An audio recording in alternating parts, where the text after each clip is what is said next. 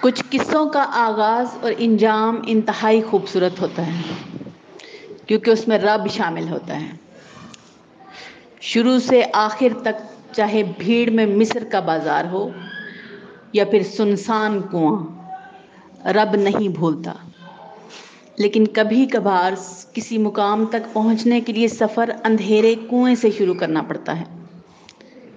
یہ قصہ تھا بے انتہا محبت کا، بے لوث محبت کا، جو ہر غرض سے پاک ہو۔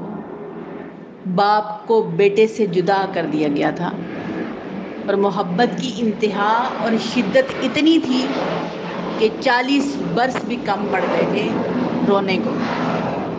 ایسا ہی ہوتا ہے نا، ہم بھی کسی چیز کو کھو دینے کے بعد اپنا ہی نقصان کر بیٹھتے ہیں۔ یہ بھول جاتے ہیں کہ جس نے حالات پیدا کیے وہ ان سے نکالنے کا سبب بھی بنا دے گا۔ ایسا ہی ہوا، آنکھوں کی بینائی جاتی رہی، 40 برس روتے روتے گزر گئی۔ یہ قصہ بہت سے رازوں سے پردہ اٹھا دیتا ہے، چاہے وہ صبر ہو، توکل ہو یا پھر یقین اور دعا کی آخری منزل۔ یہ بہت اچھے سے سمجھا دیتا ہے۔ جانتے ہو عین اس لمحے ایسا کیا ہوا تھا جب یہ صبر و توکل کا پھل ملا تھا؟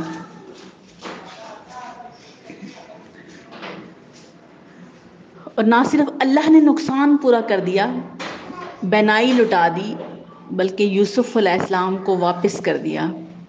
لیکن اس بار یوسف عام نہیں تھے بلکہ خاص تھے، بہت خاص۔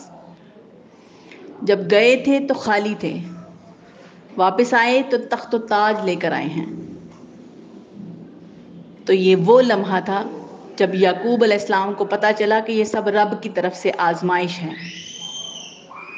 تو فوراً اپنی محبت سے دستبردار ہو گئے، سرنڈر کر دیا اپنے رب کے آگے۔ وہ جس کے لیے رو رو کر بینائی گنوا دی تھی، آج یقین ہو گیا کہ وہ رب کے حصار میں ہے اور صحیح سلامت ہوگا۔ تو پیچھے ہٹ گئے کہانی سے، رب کے سپرد کر کے۔ میں اپنی پریشانی اور غم کی فریاد اللہ سے کرتا ہوں، اور جیسا کہ میں اپنے رب سے واقف ہوں تم نہیں جانتے۔ معمہ حل ہو گیا۔ یہاں ہم یہی غلطی کرتے ہیں، خود کو کہانی میں پیچھے رکھ کر رب کو آگے نہیں کرتے۔ اور رب کی صفت ہے، وہ کہانی میں دوسرے تیسرے نمبر پر نہیں آ سکتا، اسے زیب نہیں دیتا، کیونکہ جو بڑا ہو اس کی شان کے لائق نہیں اسے کسی سے پیچھے رکھا جائے۔